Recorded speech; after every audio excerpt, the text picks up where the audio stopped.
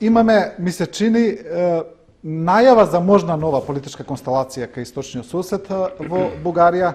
Таму победи партијата или коалицијата Промените продолжуваат сосема изненадувачки на овие избори. Таа партија стана прва политичка сила во Бугарија, но се чини дека добиваме и еден нов политички говор од лидерите на таа партија, Кирил Петков и Асен Василев, особено за Македонија.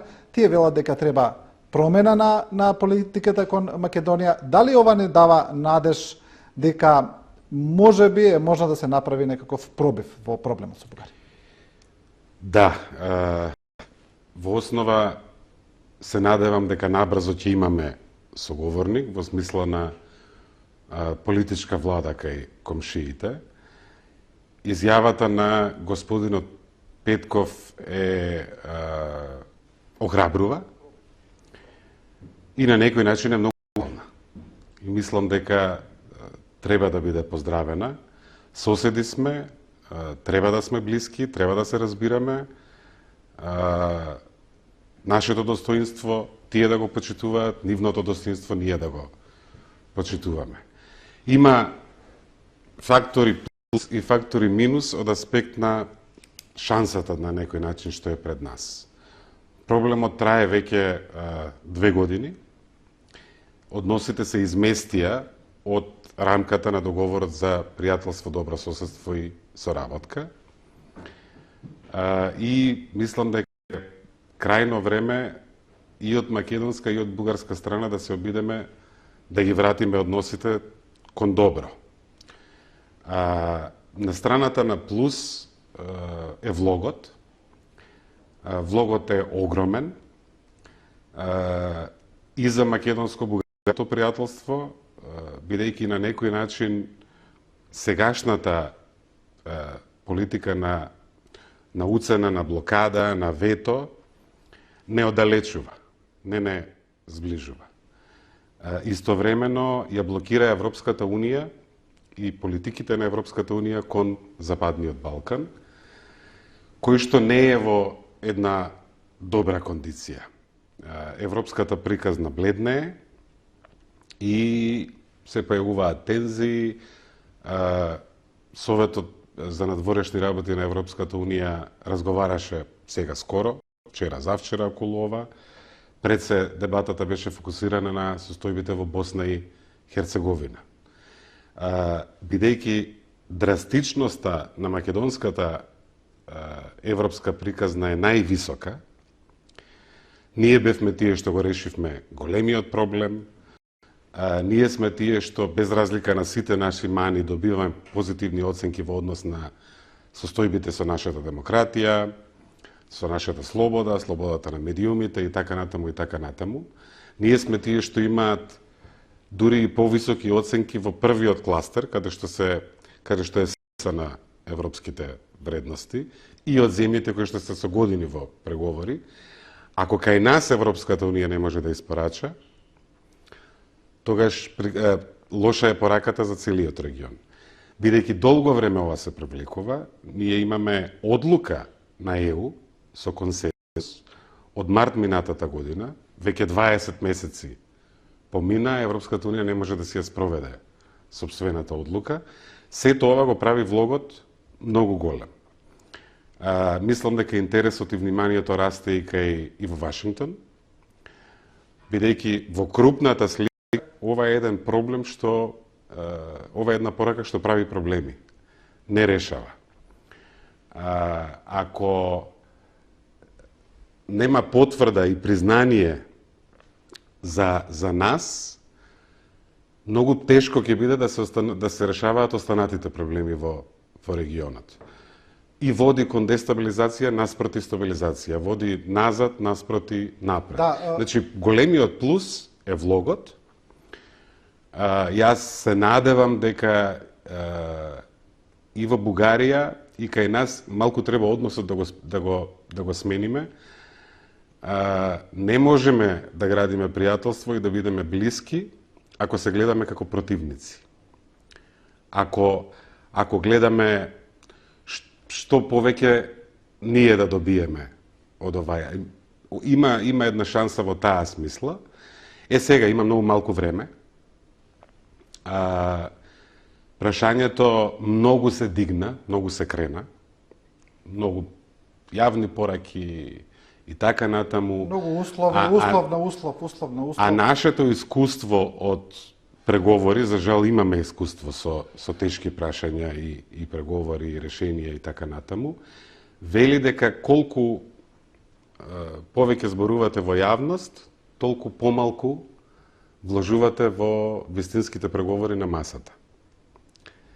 Во најделикатните преговори околу Преспанскиот договор, во финалната фаза, освен крупните работи, не излегуваа многу детали во јавност. Фокусот беше, вниманието беше на масата. Да, но господине Димитров, ми се чини дека за разлика од Преспанскиот договор, овој спор со Бугарија е прилично покомплициран. Многу на тоа го кажуваат и поради идентитетската нишка на спорот, но не само поради тоа, поради ова што го зборувате, поради условите кои Бугарија цело време ги испорачува. Се чини дека со Грција беше јасно што бара грчката држава, што им пречи. Потоа, нели, Преспанскиот договор ги реши сите финеси, но главното прашање беше јасно што бара Грција. Со ја веќе, мислам, почнавме, нели, од историјата, сега дојдовме веќе до бугари во устав, до дискриминација на бугари во земјава.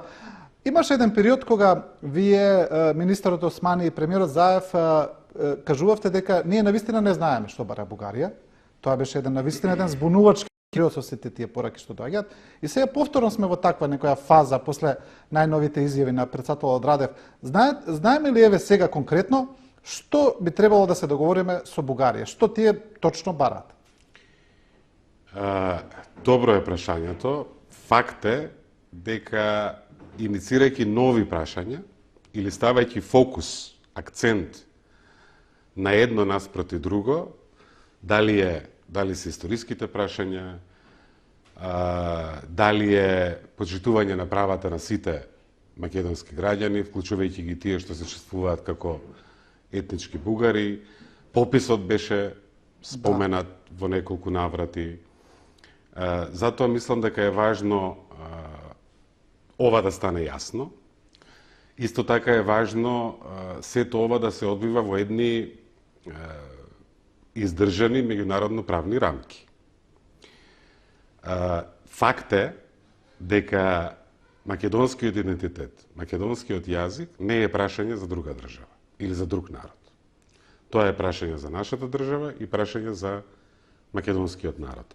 Факт е исто така дека предлог преговарачката рамка, која што излезе од комисијата и тоа што се уште е на масата во Брисел, треба да го почитува овој принцип, бидејќи тоа прашање не е ни за Европската унија. Нашиот јазик, македонскиот јазик, треба да биде третиран како и секој друг европски јазик во онаа техничка формулација, додека не влеземе во членство, треба да имаме доволен број преведувачи за македонски јазик и треба европското законодавство, нешто на што СЕП интензивно работи во последниот период, 10.000 страни се преведуваат, се авторизираат и така натаму, се усогласува терминологијата, треба да биде на македонски јазик. Исто така, нас ни е многу важно нашиот напредок кон Европската унија да зависи од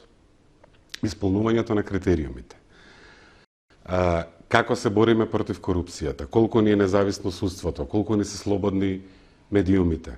Нашиот напредок кон Европската унија не може да зависи од нешто што не може државата или владата да го контролира, а тоа е работата на историчарите.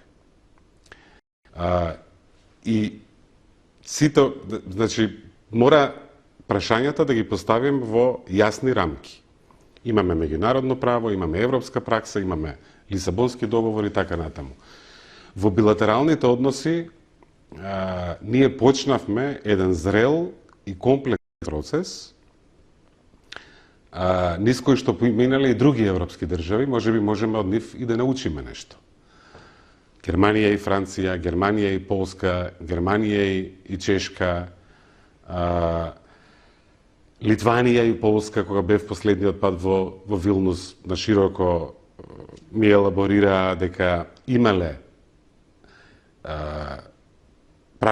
проблеми и предизвици во делот на историјата, меѓутоа нашле начин за стратешки прашања да соработуваат денес, да ги развиваат односите, а ова го оставиле на општеството да го... И идејата на договорот за пријателство беше токму тоа. Почна се почувствува релаксација во атмосферата во билатералните односи. Мислам дека почна да паѓаат стереотипите. Зборувате сега? Пред да се измести односот. Пред да се измести, да. Пред октомври 2019 година. Да. Јас мислам дека бројот на поминување на границата драстично се зголеми, трговијата се качи, и мислам дека мора... Зборувате после подпишувањето на договорот за добрососедство. Договорот. Договорот беше механизам како овие прашања да се надминат. За тоа треба политичка храброст и мудрост на наша страна, ама треба политичка храброст и мудрост и на бугарска страна. Мене ова не ми е парола, јас длабоко верувам дека сегашната констелација и ваква политика кон нас од Софија е против македонско-бугарското пријателство. И ако Бугарија има интерес за зближување, тогаш ова вето е и антибугарско вето. Не само антимакедонско и не само пречка во однос на политиките на ЕУ кон Балканот. Ние имаме автентичен изворен интерес како држава да имаме голем пријател во Софија. Меѓутоа, тоа што го очекуваме за возврат е многу елементарно и тоа ни следува. И достоинствени решенија за овие прашања што се иницираат. Јасно е дека ќе има обид, јасно е дека нема многу време. Сигналите што ги добиваме во последно време зборуваат дека обидот пред се ќе биде фокусиран на следниот месец, декември, но и јануари не се исклучува како можност за пробив конечно да ги почнеме пристапните преговори со Европската Значи, унија. не е само декември тој датум, таа временска рамка која очекуваме за евентуален пробив. Бидејќи цело време само Декември е крајот на словенечкото Да. председателство, еден вид финале. Словенија е земја што многу има стратешки интерес да го мрдне регионот кон Европската унија. Потоа презема Франција. Во текот на француското председателство имаме и председателски избори на пролет во Париз. Меѓутоа, ако преференцата е декември, од неколку главни градови во Европа слушам дека и јануари сепак останува како можност да се успее, што дава можеби малку повеќе време, иако мислам дека треба да не биде фокусот на декември. Да, кога зборуваме за ова што го велите вие дека ќе има обид да се направи пробив, многу мина цело време полагаат надеж во тој меѓународен интерес за целата ситуација, да не кажам притисок. Освен Европската Унија се збори за зголемениот интерес на Соединетите Американски држави за прашањето. Тие, мислам, недвосмислено тоа го кажуваат. И преку Стейт департментот ги кажа пораките колку е важно да се реши тој спор. Не е тоа спорно. Но излезе една неофицијална информација, ја објави еден медиум од Албанија или од Косово, не знам точно, кој што вели дека францускиот председател Макрон исто така издал наредба на сите француски дипломатски представништва силно да се ангажираат да се направи пробив по ова прашање. Многу мина ја толкуваат на тој начин и посетата на Марк Руте во еден невообичаен тајминг, бидејќи кај нас само се одржаа локални избори, дојде тука, дека и тој дошол да пренесе некаква порека. И ден пред гласање. Да, ден пред гласање, беше и во Албанија. Недоверба кон владата. Кон владата, беше и во Албанија и во Македонија. Значи, така се направи една приказна дека земјава добила некаква порака, дека треба отприлика да се опстои овој курс и дека во декември ќе се добие датум. Дали е навистина така? Посетата, еден по еден можеби да почнеме. Посетата на холандскиот премиер беше на некој начин договорена или најавена кога се видовме во Амстердам, заедно гледавме фудбалски надпревар, што за жал го изгубивме, меѓутоа имавме одлична игра. Тогаш премиерот Руте рече, мислам дека е добро да дојдам, да дадам сигнал на поддршка, токму поради реномето на Холандија, дека е една од најстриктните земји членки на ЕУ во однос на исполнување на условите. Сега, тој е премиер, се разбира е зафатен, денот беше определен доста одамна, се погоди така како што се погоди, што не ја менува неговата порака. Неговата порака беше време е да почнете преговори и ние сметаме дека целосно ги исполнивте сите услови, време е сега ние да испорачаме кон вас. Што значи тоа? Бидејќи ние цело време чекаме да испорачаат, нели? Така е. Самата комисија во извештајот вели, ако не успееме со Северна Македонија, нашата Македонија и Албанија, нема да ни веруваат. Со други зборови, нели кредибилитетот на ЕУ е во прашање, со други зборови, граѓаните, луѓето на Балканот, во Западниот Балкан, нема да ни веруваат кога ќе им испраќаме пораки, кога ќе носиме одлуки и така натаму и така натаму. Во Брдо имавме речиси 1 час состанок, председателот Радев, премиерот Заев со председателот Макрон и канцеларката Меркел. Тоа исто така кажува на кое ниво е дигнато прашањето во Европа. И таму и канцеларката Меркел и председателот Макрон се обидоа да помогнат, да турнат на некој начин кон решение и пробив конечно да се почнат тие пристапни преговори. Од Вашингтон слушаме слични пораки. Дека е крајно време, дека е многу важно за Европа, дека е нив им е важно, дека е важно за стабилноста на целиот регион и така натаму и така натаму. Контекстот е таков, нас јасно е дека ни треба разбирачка со Бугарија. Меѓутоа и ние и Бугарија имаме пријатели и партнери што ни се важни и тие велат дека и во наш интерес е ова прашање да се надмине.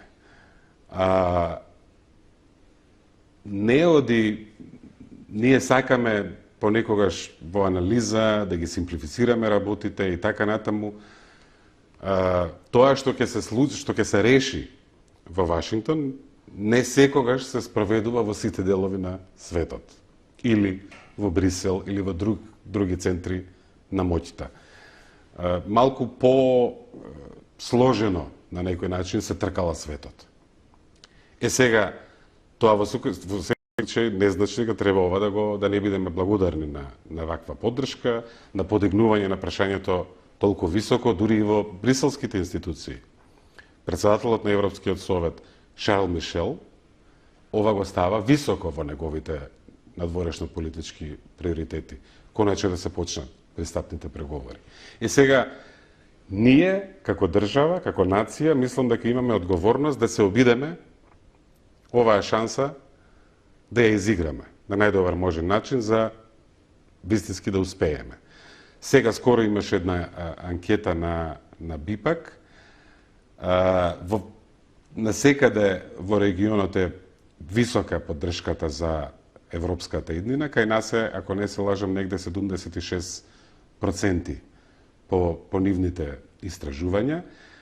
Долги години се обидувавме да влеземе во НАТО, конечно успеавме. Крајно време да почнеме и да го почнеме европскиот пат и формално. Иако ние сме во една солидна фаза со подготовките за членство и така натаму, самата Европска комисија тоа го констатира. Значи, како држава, ние имаме одговорност и должност да видиме дали може оваа шанса да ја искористиме. Да видиме дали можеме да најдеме разбирање со Софија дека ова е шанса и за македонско-бугарското пријателство. И Бугарија е дел од овој регион. Во поширока смисла на зборот. И што ќе се случува кај нас, што нас ни влијаат случувањата кај нашите соседи, така и случувањата кај нас влијаат на Бугарија. Мислам дека иднината треба да не биде заедничка во смисла на ќе седиме на една маса во Европската Унија, така како што седиме на една маса во НАТО. И тука, ако ова успее, за ова да успее, ќе им треба и нив, и нам големо лидерство и визија и мудрост. Не секогаш, во последниве месеци, тоа се чувствуваше. Не може, исто е како меѓу луѓето. Ако јас сакам да ви бидам близок и да ви бидам пријател, ќе се обидам да не го допрам тоа што ви е важно. Не може со уцена да излезе нешто добро. И во македонскиот јазик, и во бугарскиот јазик, и во многу други традиции на Балканот има изрека со сила не бидува убавена.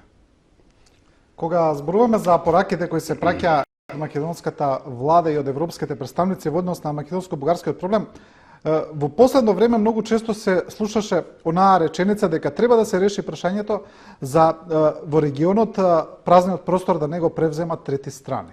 Никогаш не беше посочено на кои трети страни се мисли, но предпоставам дека сите мислат на исто, на руско-кинеското влијание, предпоставам, нема кое друго да биде, представено и преку можеби некои локални играчи тука во регионот. Кога гледаме што се случува, еве во Босна и Херцеговина, ја спомнавте, тамо веќе НАТО отворено размислува да испрати стабилизацијски сили, значи повторно воени трупи да доаѓаат нови на Балканот. Косовските настани скоро беа насилства на Косово, значи околу нас онака цело време народски кажано игра мечката тука некаде. И кога зборуваме за влијание, предпоставам дека и македонско-бугарскиот спор на некој начин се перцепира можеби така. Таа нестабилност, таа криза на некого му оди во корист. Дали Западот на тој начин го гледа, бидејќи цело време гледам дека зборуваат за важноста на Западниот Балкан, за стабилноста на Западниот Балкан, дали Западот пред се Соединетите Американски држави на тој начин го гледаат проблемот и на тој начин ќе се ангажираат што побрзо да се затвори. Се работи за две земји членки на НАТО, за две земји соседи, ги знаеме сите специфики и важности. Кога победи мирот на Балканот, решението беше ветувањето од Солун. За да има одлив, долгорочен мир, стабилност и просперитет, европскиот наратив е решението. Сите ќе стануваме подобри демократии, ќе работиме на владењето на правото, ќе тргуваме, ќе бидеме заедно и значењето на границите ќе паѓа.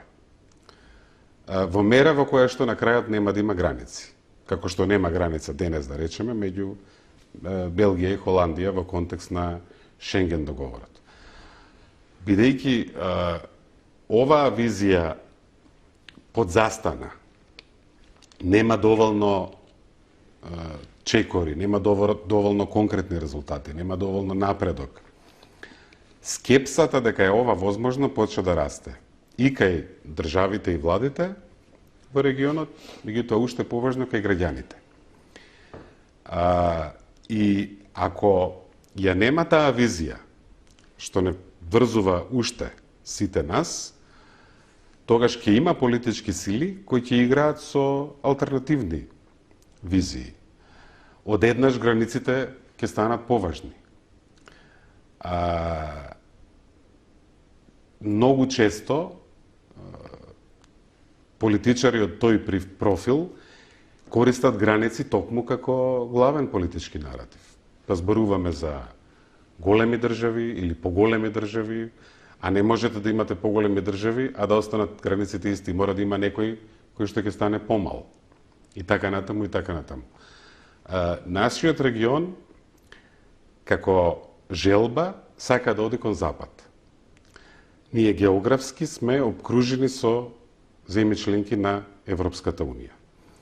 И во таа смисла, јас секогаш се обидувам посебно на старите членки на Европската Унија да им илустрирам графички дека ако Европската Унија е куќа, Западниот Балкан е една соба во таа куќа и тоа не е ни на границата, бидејќи сме обкружени со земји членки. Не е добро за таа куќа ако оваа соба работи на друг начин. Ако не е дел од куќниот ред во целата куќа. И овој геополитички аргумент, токму поради случувањата, некако почна да се користи дури и кај земји кои процесот на пристапување го гледаа стриктно низ критериумите. Например, како Холандија. Ако Европската Унија има амбиција да биде глобален фактор, да биде фактор за решение на прашања што се вон европскиот континент, тогаш мора да докаже дека прво може да биде локален фактор. И токму овој регион нашиот регион е полето каде Европската Унија може да покаже дека е фактор и дека може да ги смени работите кон подобро. Жал, Европската Унија не е држава, функционира тешко, одлуките ги носи со консензус и затоа често знае да биде бавна, иако има една огромна машинерија, има одлична администрација, економски джинје, заедничкиот пазар и така натаму. Меѓутоа, доволно е една земја членка за да се покаже, за да се потврли. И има тука проблем со ефикасноста некогаш. Тука е проблемот денес со ова што ни го прави на Бугарија. Искрено мислам дека си го прави и себе си, ако вистина има желба да ни биде блиска и да ни биде голем пријател. Јас 2-3 пати јавно сум ги споменал зборовите на покојниот председател Желјо Желев, кој што прв ја призна независноста. Тој вели најмудро што Бугарија може да прави во однос на тогаш Македонија е секогаш да биде од помош и секогаш да дава поддршка и тоа безусловна. Само така ние мислам дека ќе стигнеме таму каде што би можеле да бидеме и со оглед на историјата и со оглед на еднината. Тоа е. Сега пак повторно зборуваме на некој начин за огромниот влог што го има Европската Унија и се прекршува токму на нашиот успех или на нашиот неуспех. Во референдумското прашање, да бидеме сосема честни кон македонските граѓани, кон јавноста. Врз основа на најавите и ветувањата на Европската Унија, нашиот наратив беше ќе го решиме овој проблем, ќе го поддржиме Преспанскиот договор, ќе се зачлениме во НАТО, нешто што се заврши, и ќе почнеме пристапни преговори со Европската Унија. Тој наратив не е комплетиран и тоа ветување не е исполнето кон македонските граѓани, бидејќи Европската Унија не го исполни кон нас како кон држава. Да, затоа зборуваме цело време за тој И кредибилитет. затоа ова треба да се затвори, и затоа зборуваме а од друга страна, договорот беше поздравен како голем триумф на европската дипломатија, како најголем чекор на Балканот после Дејтонскиот договор, и така натаму, и така натаму. Ајде малку да видиме што се случува кај нас.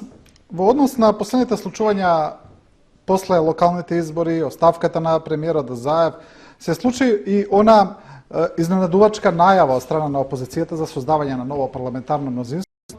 Во однос на политичката реторика која се користеше од владеачките СДСМ и ДУИ за тоа ново владеачко мнозинство, цело време се употребуваше анти-НАТО, анти-ЕУ коалиција која треба земјава да ја застрани од вистинскиот пат. Таму навистина има една партија, Левица, која отворено се декларира за тие случувања, не е ништо спорно. Тие се и против Преспанскиот договор, против Рамковниот договор, против членството во НАТО. ВМРО ДПМН од друга страна формално не е против тие процеси, освен што вела дека Преспанскиот договор е штетен, дека не е добар. Последните пораки на партијата е дека тоа е реалност, но не отстапуваат од тоа дека доколку можат би го смениле. Јас сакам да ве прашам, дали мислите дека навистина доколку се случи промена на таква политичка констелација во земјава, дека би можело да дојде до застранување од евроатлантските вредности, особено што сега веќе сме членка на НАТО.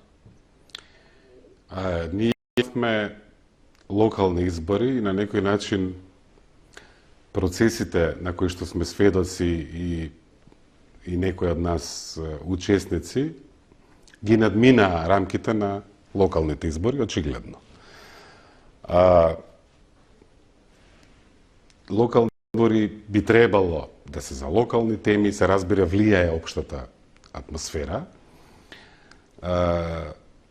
Од европските лидери со кои што бев во контакт овој период, бидејќи изразија загриженост. Многу од европските лидери, делумно и од регионот.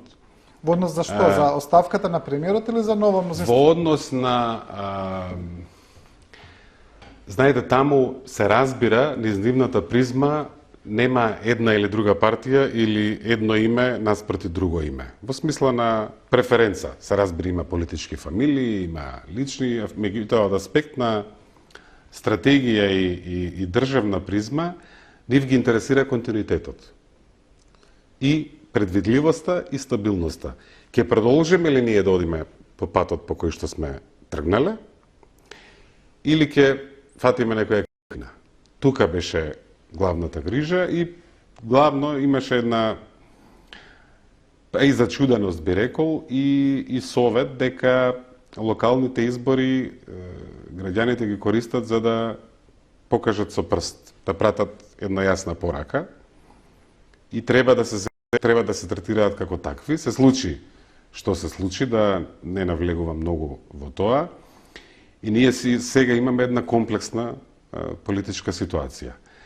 Во тек се разговори, овие денови се работи на зголемување на мнозинството во парламентот, што мислам дека ќе биде добра основа за оваа политичка влада да биде целосно посветена на овој обид што следи, за прашањето за кој што разговаравме, да се надминат маќите со Бугарија и конечно да почне пристапниот процес со Европската унија. Тоа е контекстот со кој што сега се соочуваме. Легитимно е, се разбира, опозицијата да сака да ја сруши владата, да сака да стане влада. Тоа е демократијата. Тоа што со оглед на учеството на левица, во мнозинството што испадна дека не е мнозинство, за рушење на владата, има сили кои што се хетерогени, кои што не можат да работат заедно, бидејќи имаат многу спротивни постулати. На крупни прашања се разликуваат. И ние сега имаме една ситуација каде обидот да се сруши владата не успеа, а знаејќи дека обидот да се направи влада со тие сили е невозможен. Ние имавме и дел од партиите кои што учествуваа во тој обид во четвртокот, велеа дека ова е за ова, а ние во никој случај нема да градиме мнозинство со сили кои што се против НАТО, кои што се крајно проблематични за меѓуетничките односи, дури отвараат и прашања за повлекување на признавањето на еден од нашите соседи, за Косово и така натаму и така натаму. Значи, истовремено во однос на ВМРО ДПМН, тука мислам дека има легитимни прашалници во однос на дали има суштина зад декларациите, зад зборовите. Ние имавме не така одамна протести организирани од таа опозицијска партија во однос на нападот на собранието. Таа партија неретко се поставува при носење на битни закони во делот на правосудството на страната на неказнивоста. Нас клучни критериуми за ЕУ напредокот не беа да има одговорност и за високите случаи, посебно за случаите на кои што работеше поранешното специјално јавно обвинителство. Исто, ако се поставите кон Преспански договор така, на грчката страна ќе се најдат политички сили што ќе се постават слично. И тие ќе сакаат поинаква комбинација на елементите. Веднаш дојдоа некакви сигнали, некакви пораки. Дојдоа пораки, да. Значи, тоа беше компромис кој што ги заштити македонските интереси и го покри тоа што беше најважно за Грција, да има дистинкција меѓу нашата и нивната Македонија. А нам ни беше важно придавката кон името Македонија да не влијае тоа кои сме, дека сме македонци кои зборуваат македонски јазик.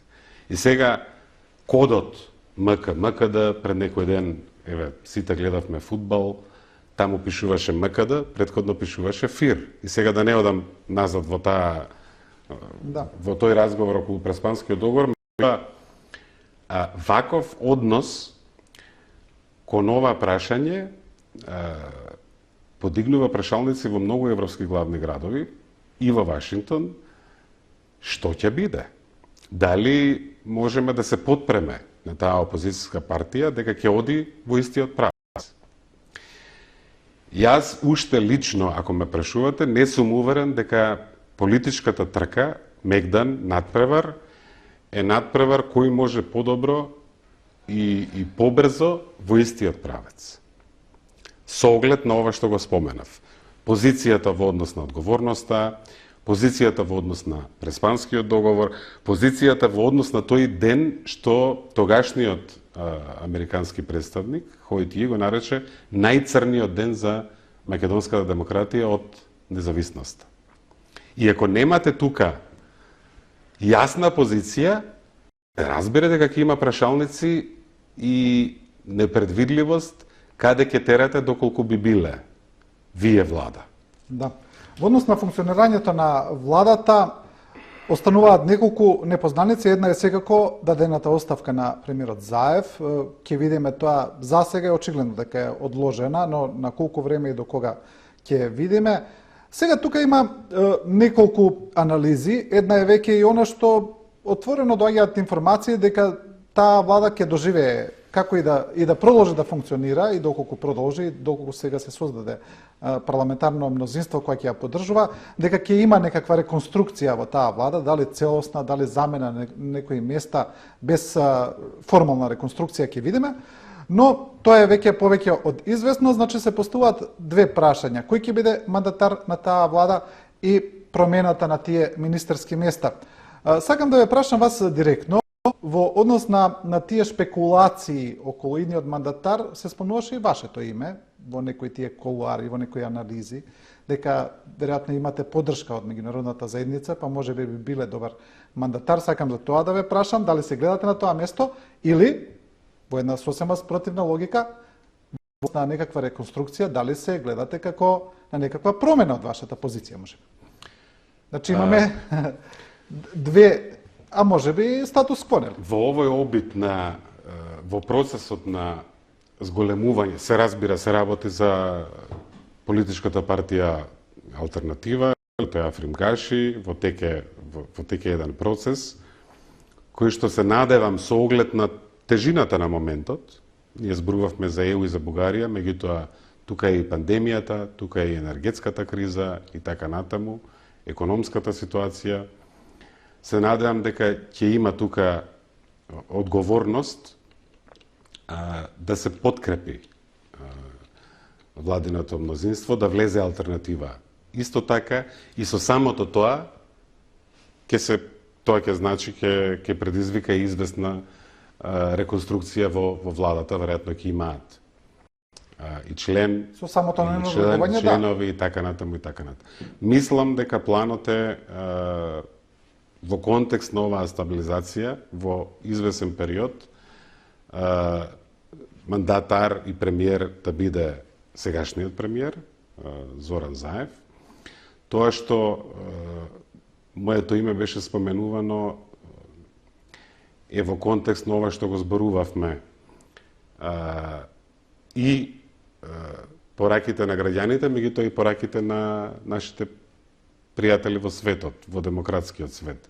Еден вид континуитет во однос на Европа, на европските вредности, на антикорупцијата, на владењето на правото и така натаму и така натаму. Мене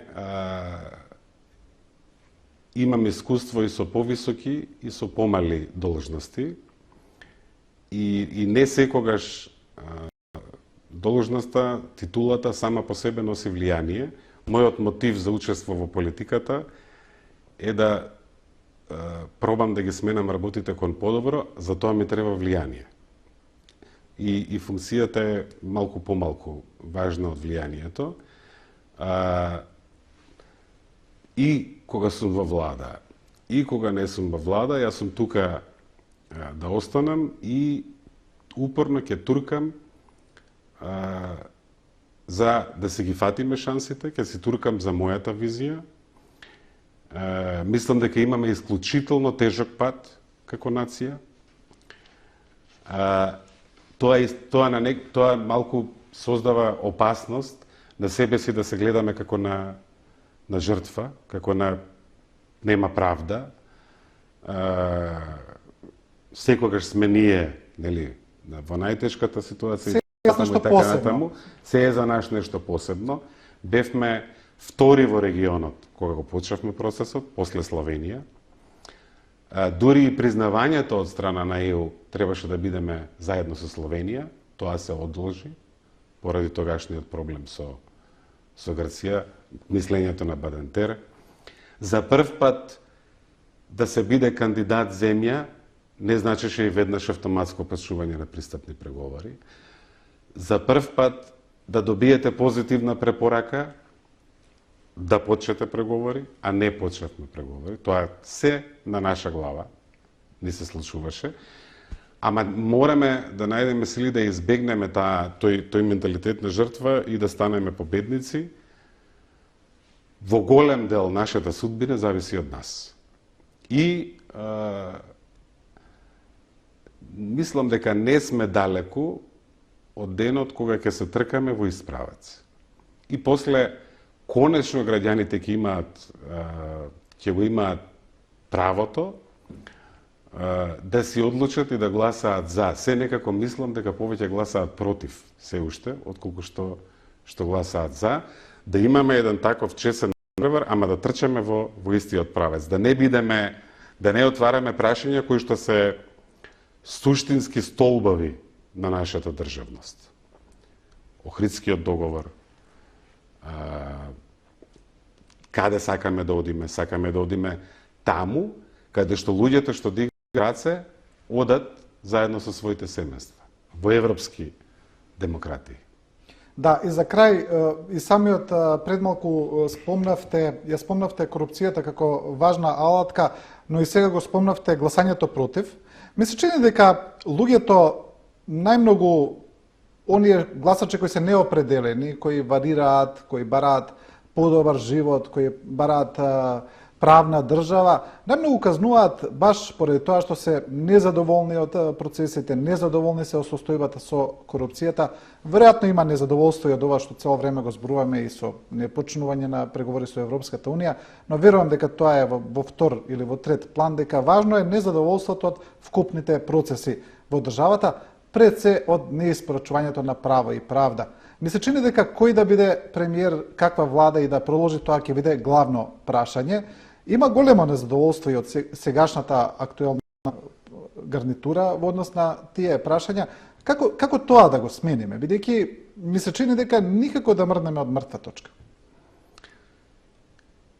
Јас сум во една чудна ситуација, бидејќи станувам политичар, или може би станав, а никогаш не сум бил член на ниту една политичка партија, со тоа што бев носител на листата на СДСМ и коалицијата во изборната единица 1 во Скопје, каде победивме на минатите парламентарни избори. Така што специфична ми е ситуацијата, лично мислам дека после секој изборен циклус мора да правиме чекор кон принципите. Ние имаме за партиските бази, победата на нивната партија, во наводници, може би значи подобар живот за нив. Луѓето што не се во партиите, бараат повеќе принципи. Бараат еднакви шанси. Кога има конкурс, и тој што нема никакви релации со тој што е на власт, да има еднакви шанси со тој што е близок со тој на власт, дали во таа институција, во владата и така натаму. Мислам дека мора да најдеме сили политичкиот систем да ни зрее. И колачот што се дели да се намалува со секој следен изборен циклус. Има држави што поминале низ тој процес и тој процес е многу битен и важен. Например, успешен менаџер на јавно предпријатие. Ако јавното предпријатие, компанијата работи добро, да не зависи од избори, да зависи од способност и професионалност. Директор на училиште, директор на болница. Кај нас тоа се менува со избори. Зошто политиката да не ја поместиме малку подалеку или малку повисоко од овие прашања? Така што, ако сакаме напред, јас барем, мојата една специфична улога, мислам дека партиите треба да бидат за политики и мора малку повеќе принцип. Не може, ако еднава страна под независност на судство подразбира да ставиме што е повеќе судии што се наши во наводници, а другава страна која ќе дојде сака да ги смени тие да стави судии што се нивни, тогаш ништо не сме направили. Ова е еден бескраен круг на жестока политичка битка, речиси на живот или смрт. Ако ја тргнеме политиката од правосудството, и токму затоа се реформите, и реформите одат добро, иако луѓето сакаат побрзи решенија. Луѓето сакаат кај нас легислативната рамка заврши, сега е имплементацијата, пофалени сме, на луѓето тоа им е пребавно. Ама со секој изборен циклус, ако одиме во овој правец, мислам дека ќе бидеме држава со силни институции, каде нема да биде толку важно, особено кога ќе се тркаме во ист правец, кој ќе има должноста да раководи со државата. Да, господине Димитров, ви благодарам за овој разговор и да се надеваме за добри вести во декември или во јануари, како што велите вие. Благодарам на можноста и убав ден и ваме на гледачите.